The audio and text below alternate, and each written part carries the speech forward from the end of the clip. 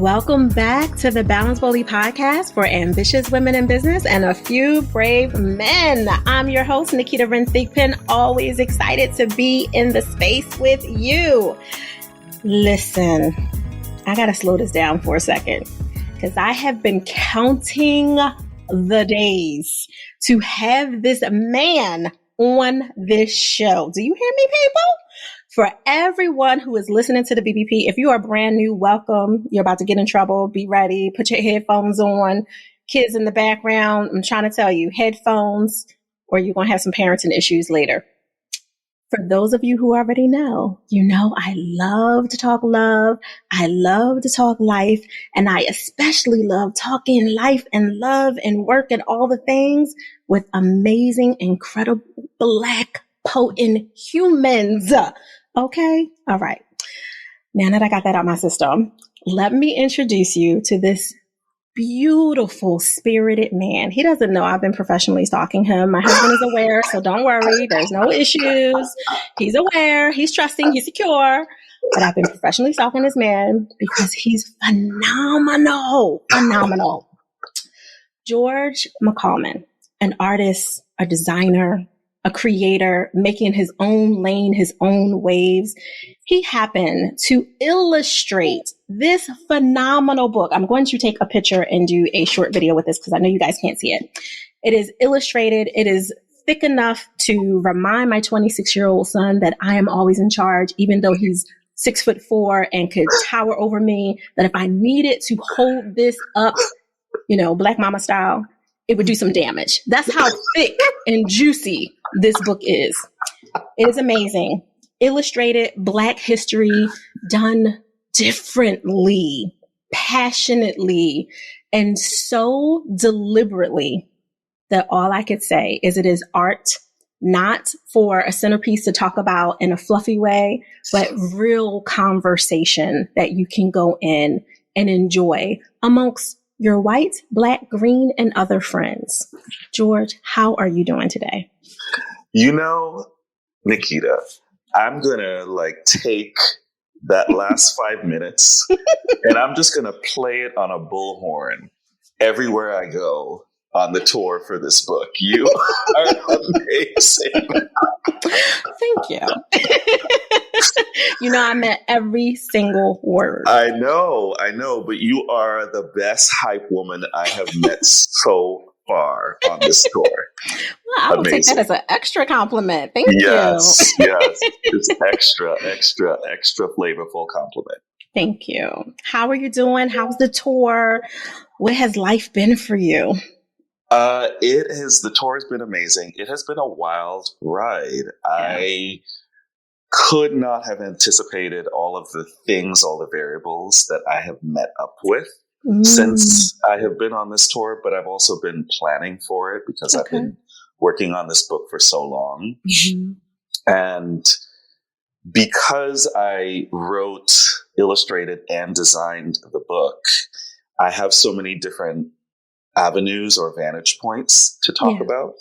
It's not just one thing. It's a very complete experience for me. So I'm that weirdo who is really enjoying talking to strangers about their impressions of this book because it's now out in the world. Yeah. And people are giving me their quite emotional feedback and responses to getting and receiving and interacting with this book. It's an incredible read. I'm going to read a 5. I'm a nerd, so they're hashtag that. And I'm also weird. I embrace it, so I'm with you. Me too. Both. Right? Me too. Well, I can tell you're a nerd because you went in. I'm a big old Black nerd. Yes. I'm a gigantic nerd, proudly to the world. I know that's right. Nerd, hashtag nerd life all day. Nerd life. I have a friend who calls us blurds. Black nerds. Mark Bernardin is a dear friend of 25 years. I'm borrowing that. He's a writer in Los Angeles, and he has a collection of his friends. He calls them blurds. I love it. I'm borrowing that. I'm going to just say blurred, brilliant, beautiful Black nerd. Okay? Yes. I love, you have it branded already. All day. All Okay. day. Because, I'll be special all day. So Mm-hmm. what I took, my biggest takeaway from there, and there were so many, it's very hard to make this a soundbite. Mm-hmm. But if I had to put it into a soundbite, I would say my pull, my receiving, the allowing that this book did for me when I went through it and through it and through it is I have full permission to reimagine at every stage of my being. Yes. And reimagining our lives as humans, but especially as Black humans, is sometimes a challenge when we feel like the only time we get to play that way is when we're 10 minutes comfortable at home and not really reimagine out loud in the world because of all the systemic issues and all that, which you've addressed and touched and pushed on. So I cannot highlight this book enough as a mandatory addition to every home, not just Black and brown homes. Yes. Ooh, honey, I felt chills on that one. Where did you decide to sit with yourself? Like, if you remember the place, were you in your art studio? Were you driving? Were you biking, hiking? Like, what were you doing when you said, I need to do this and I need to do it differently? That fantastic questions already. I'm just, we're going to dig in deep. So the truth is there were stops along the way to that kind of fully embracing that I was going to do this my own way, that I was going to do this differently. The very first time was a reflection from someone else. The origin story of this book is that I was working on a self-imposed daily painting of a Black history pioneer 6 years ago. Wow. Almost 7 years ago. And it was just me just doing an exercise. It was just basically out of my curiosity to see if I could represent these pioneers just under my own steam. Yeah. And it's part of the question you're asking. It was a kind of reimagining, Yeah. I think we're just used to seeing this kind of black and white archiving of Black life. Yeah. And so I did a black and white series, and even that was subconscious, that I did it black and white. I wasn't ready for color yet. It felt too overwhelming for me. And I'll also admit that I was a new artist at the time. I went to school for fine art, and I am a trained artist. But immigrant family, I came out of college and I was like, I need to get a job. And these streets are not trying to have Black artists be, and this was in the mid-90s. So this is a whole different era. This is not the internet era. This is not the Instagram. Right. There were no models. There were just very few well-known and successful Black artists who were just fine artists or commercial. And so for me, that wasn't even a thing. I did not think that was possible. And 20 years later, I'm starting to kind of test and tease what my offering is to like where I am as an artist. And a friend called me, Rose Wenjugu, and she said, you are making a book, and you are making a book.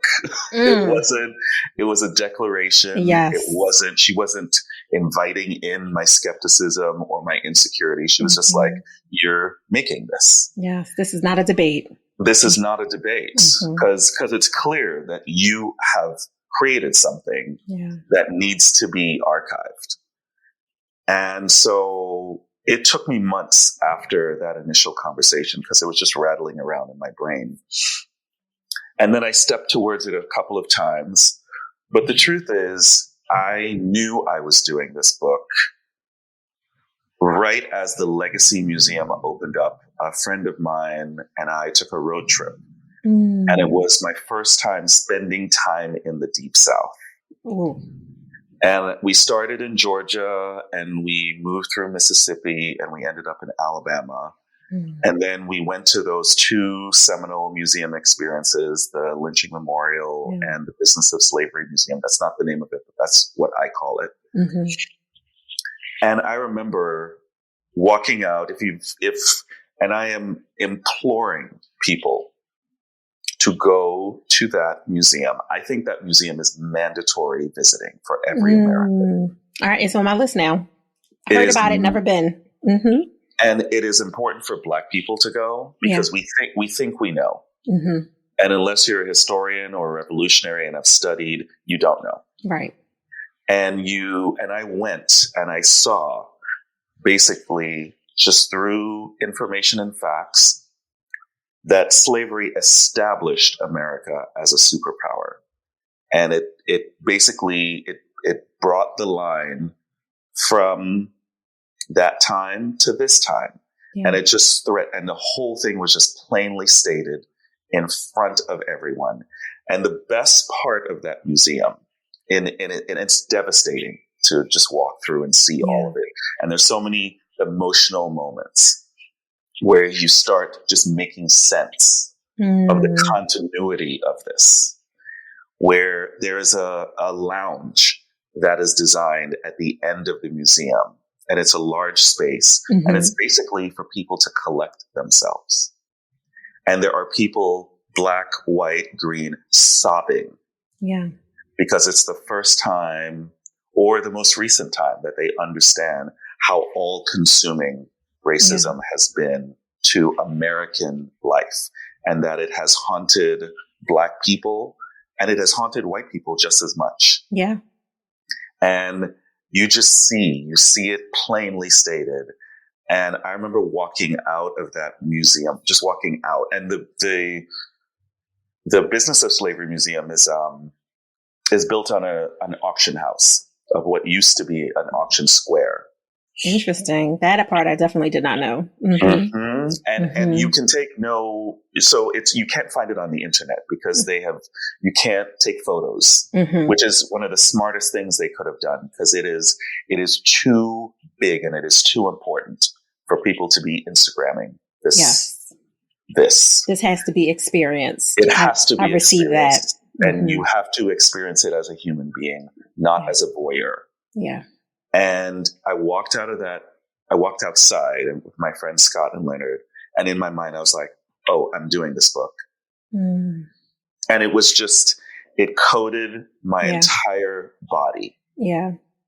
And I have never looked back from that moment. I was having a hot flash because I'm over 40 and things before we started this. And now I have chills all over my body. I can't tell the story of the making of this book without referencing that was the thing that bled any insecurity from me. And I was basically insecure for the first year of thinking about this. Like, what am I going to do this? Am I the right person to do this? I wasn't born in this country, but I am an American citizen. So I am a Black American, but I'm not a Black American. And so, just kind of like all those things together, I wanted to make sure I was being respectful of someone else's. I was like, should someone who was born here be the person to do this book? And then I started realizing, oh, that's small thinking, because there should be tons of versions of this book. Yeah. And why am I tokenizing this experience? Like this subject deserves scrutiny from everybody. There should be dozens of illustrated Black history guides. There should be tons of this. And so once I realized that I was actually reducing myself and my community by second guessing if I was the right person to do this, that's its own form of internal tokenism. Yeah. And I was like, oh, no. I'm definitely doing it. I am definitely the right person to be doing it. And I'm also overqualified to be doing this because that part. I have spent, 2+ decades in publishing. And so I know this like the back of my hand. And so once I inhabited all of that, we were just off to the races.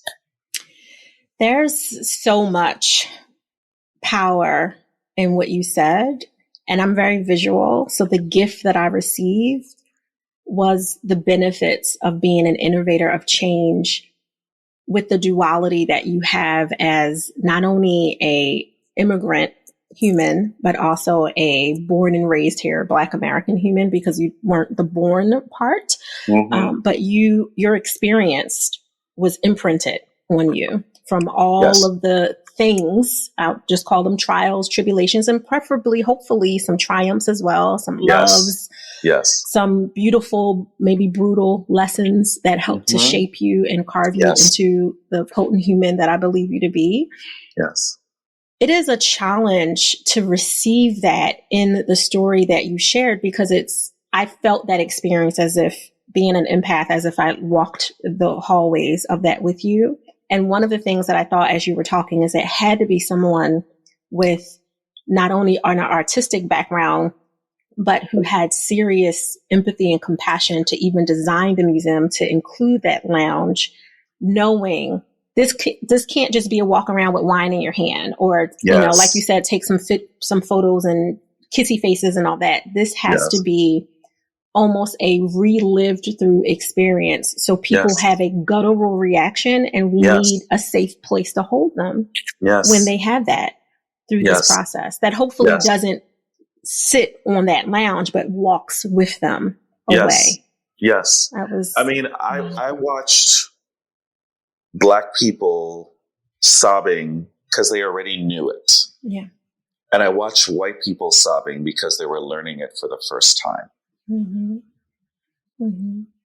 And I was like, this is why I'm doing this.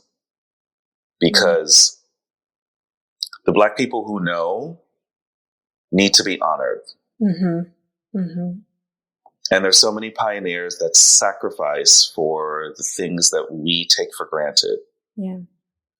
And I wanted to make sure that I was honoring them in a way that we weren't reducing them to, and I think it is reducing people to place them on pedestals, that they become deities and they're no longer human beings. Right.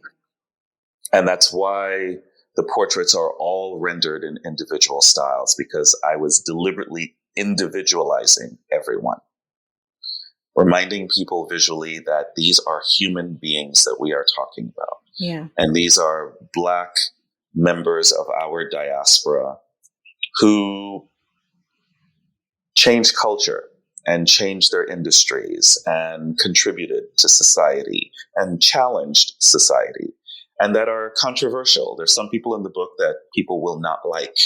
True that. That are in the book that are representative of an aspect of Black culture that we are currently grappling with. And they're part of the story also, whether you like it or not. Right. And so I was honoring the fact that we are a complex people, but we're also individual people too. Right. And that we can walk and chew gum at the same time as we talk about that. That we are sophisticated enough as a people to honor the complexity of our culture. And that just because we don't like something doesn't mean, I totally reject this idea that we just don't have to talk about things because we don't like them. And we have to make sense of who we are as human beings.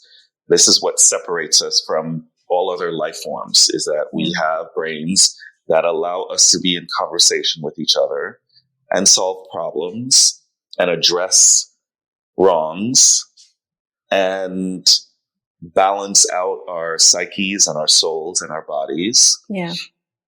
And we get to do all of that on a daily basis, for the time that we are on Earth.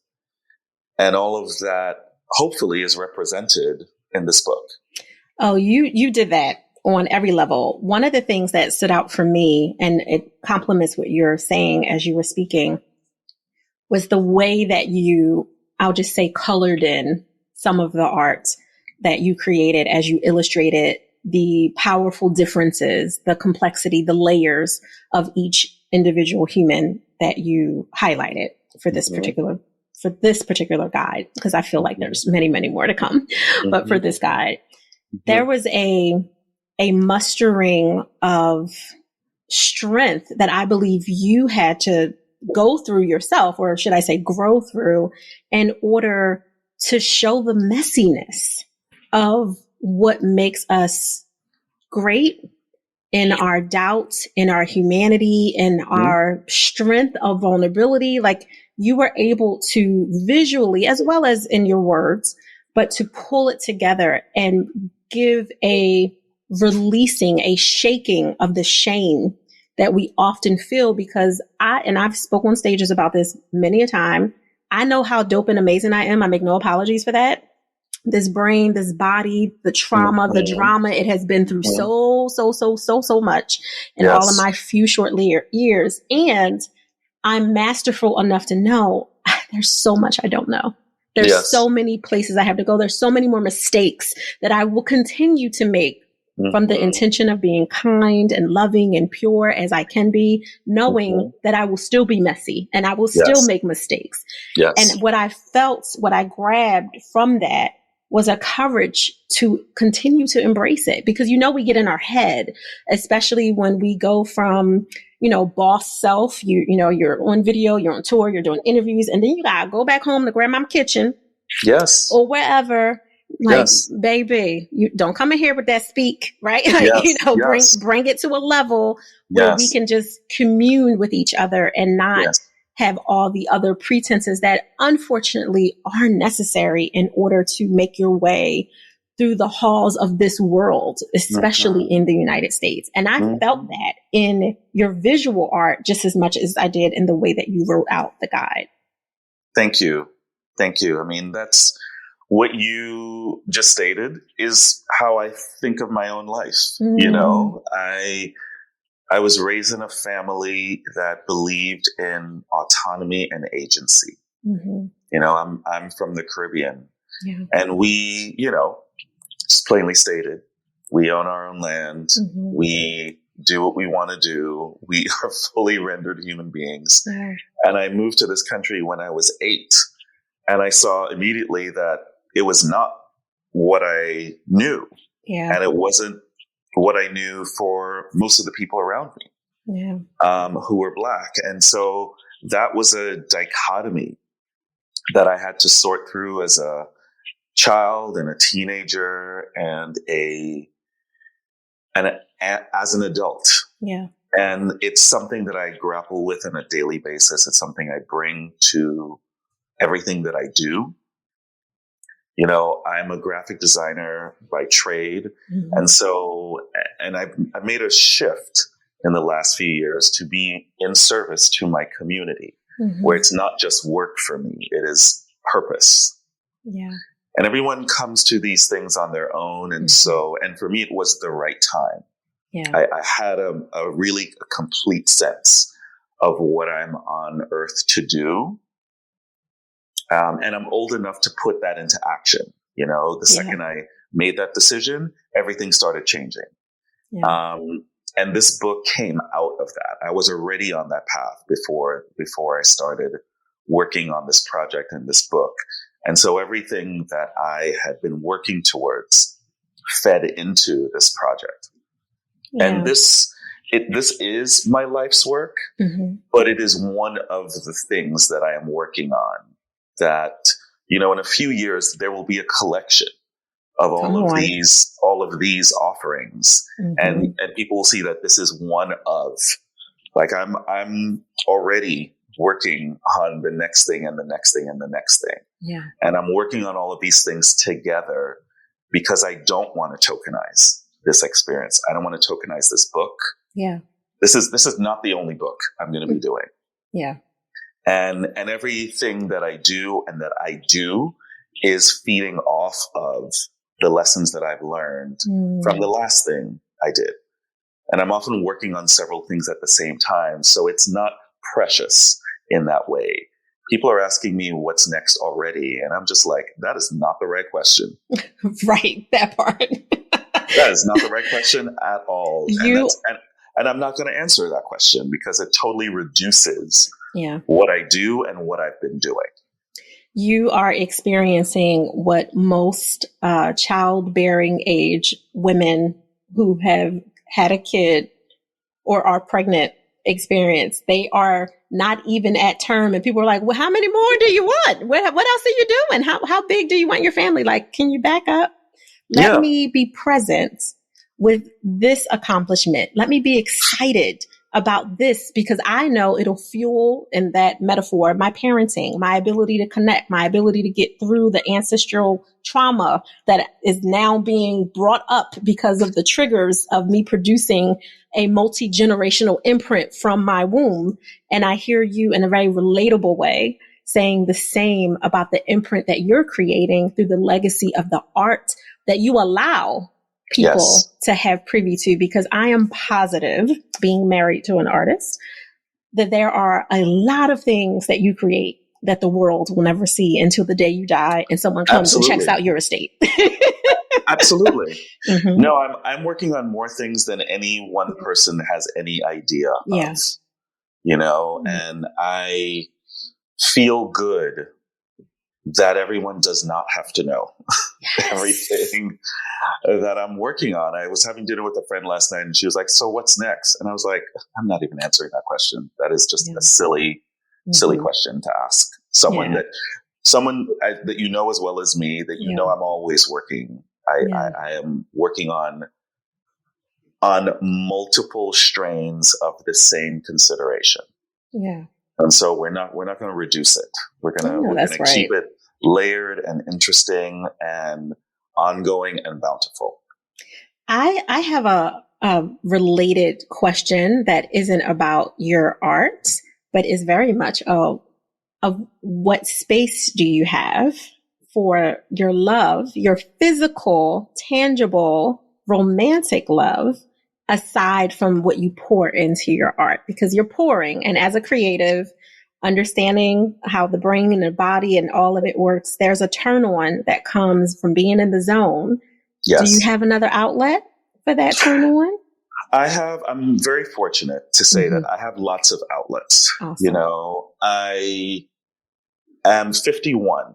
And so that means your face. Yes. What? Yes. I need some Caribbean water. I need some of that. What? And I am old enough to take really excellent care of myself. Yes. And I have really good boundaries in place. I know how to say no. Yeah. I do not have the disease to please. As Oprah famously stated, I used to. Yeah. I used to do a lot of things I don't do anymore. Same. And so I get my rest. I am moisturized. I make time for myself, even though my time is always pressed. The difference between going to a dinner party and being at home with myself and reading a good book, I will be at home and read the book instead of going to the dinner party. I'm not aggrieved in that way. Yeah. And so I have found a balance with myself about what I need to maintain the continuity, the stamina, the endurance, but the excitement and the curiosity of what I do is the most important part of my life. Yes. And I make no apologies to anyone about that. And I'm surrounded by a really amazing network that has only encouraged me. Okay. Any person that is giving me a hard time about not having the time because I'm putting this book together is not my friend. Come on. Listen, when I tell you that you are literally giving it a full-on example of what I believe is the formula for creating work-life and love balance, which I say is T over B, admitting your truth over the boundaries you create so you can achieve that truth as your reality. Beautiful, and you are literally giving a detailed example of what that looks like. I got boundaries, babe. I'm in the zone. No apologies. I will catch you on the rebound. I'm not coming to your 5th divorce party. Yes. I will see you later. I love you. We'll have lunch when I have a pause, when I have a break. Yes. I love this so much on so many levels. And I am surrounded by the maturity of people who all have different lives. Everyone, they're either raising their kids or they're going through a divorce or they're taking on a new, everyone has their flow. Yeah. And we can all be kind to each other's evolution and know that we don't know what is going on in everyone's life even as well. And my friends we're really intimate with each other. We are deeply in each other's lives. Mm-hmm. But we also give each other a lot of room to go through our evolutions, and we don't have to know everything that's going on at all times to be kind to someone's evolution.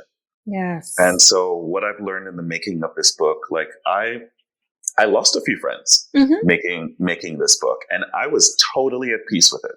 Yeah. I was like, thank you for showing me who you are, and you've seen who I am, which is committed to my friendships and myself. Yes. And finding the balance between that, and if that's difficult for you, then I wish you well. So guys, George doesn't know yet, but he's absolutely 1000% going to be on our new show called Intentionally Selfish. I literally teach people to do exactly what you're saying. Is an amazing title. And I want you to make a book with that title. That is a brilliant title. I will. So I did write Selfish. You can't see it behind me, I think, because I'm in the way. But this is not that. This is just my survivor memoir of my life and why I choose to be intentionally selfish. But I do think it is time for a more guided version of this book. And that's going to fly off the shelves. I'll tell you that. From your mouth to God's ears. I receive that as not a debate, as a declaration. That is a declaration. You're doing that book. I'm doing that book. I received that, and in the green room, I will tell you just how much of a confirmation that is. But this is about you. I need to make this about you. So you really answered my one kind of real scripted question of how do you give yourself permission to pause. As you were talking, you were very deliberate in sharing and being so honest and transparent. So thank you. So I have to ask you, how can people connect with you? Where can they get your book? What should they do next? That's a good question. I have a mandate that I have been telling everyone, great and small, black and white, yellow and chartreuse, that this book is about American history, first of all, that I want this book to be in every home in America, mirroring what you said earlier, that it should be mandated. Yes. And that anyone buying the book, buying one copy of the book, I would challenge you to say, don't you think you should be sharing this information with others? And so the book is in its second printing already, because the pattern of purchase is that people are buying multiple copies, and not just if people want to relegate it to the holidays, fine. But to me, this is not about Black History Month. This is not about the holidays. The book came out at the end of September for that reason. I did not want the book to come out for Black History Month. Yeah. Because I didn't want it getting lost in the shuffle of the one time that a lot of people think that this information is important. Yeah. I want it to be everywhere. And and the book is available everywhere. You can get it at any bookshop in America. There are plenty of copies. HarperCollins, my publisher, recognized that this book is one of the more important books that they've put out in a while. And they have put their resources behind it. And that's how it should be. And so I want people to know that it's just a Google search away, Illustrated Black History. Yes. You can buy multiple copies and send them out. And so I want this book to be everywhere. Not for my ego. I'm fine. I do plenty of other things. This book is not like my reason for existing, but it is the most important thing. It's one of the most important things I've done. I receive that. And I will make sure that we have multiple links for all the premier places, including the local bookstores listed at the bottom of wherever you guys are hearing this from: Spotify, Apple, iHeart, Alexa. If I talk too loud, she'll turn on. So I'm going to just spell it out. All the places that this podcast exists, I will make sure that is there, because it is important.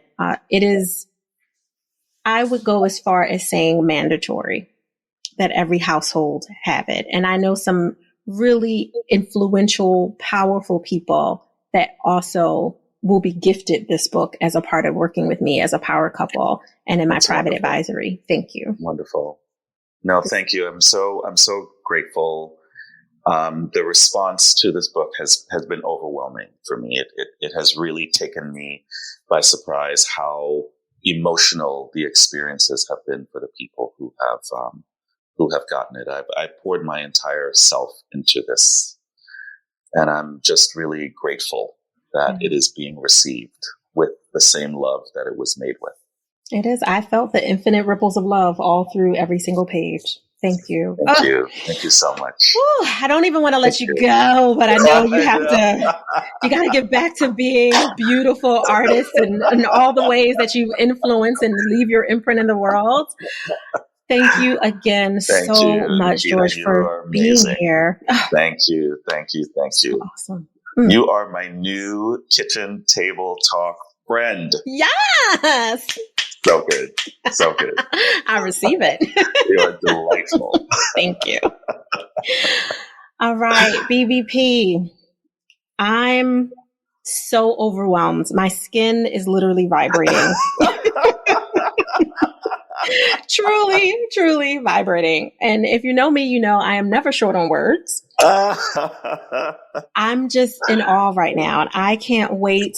My husband is the editor of this podcast, and I cannot wait for him to listen and tell me to stop snapping my fingers in the microphone and all the things. Don't. Right? Don't listen to him. Don't listen. I'm not. I'm totally not. 28 years, I still don't. So that's okay. Amazing. Congratulations. Thank you. That is a life accomplishment. That is amazing. He is a phenomenal human that was lucky enough to grab me while I was young. Yes. So that part. Love it. That part. All of it. I am so grateful. I have 2 charges following in the footsteps of George McCalman for you all to do, whether you are new or a repeated listener for the last almost 6 years.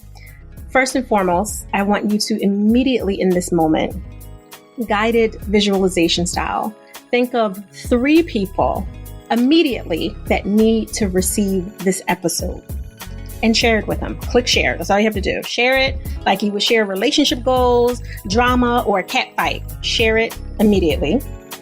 And second, I want you to enjoy the balance of your day, but do it boldly.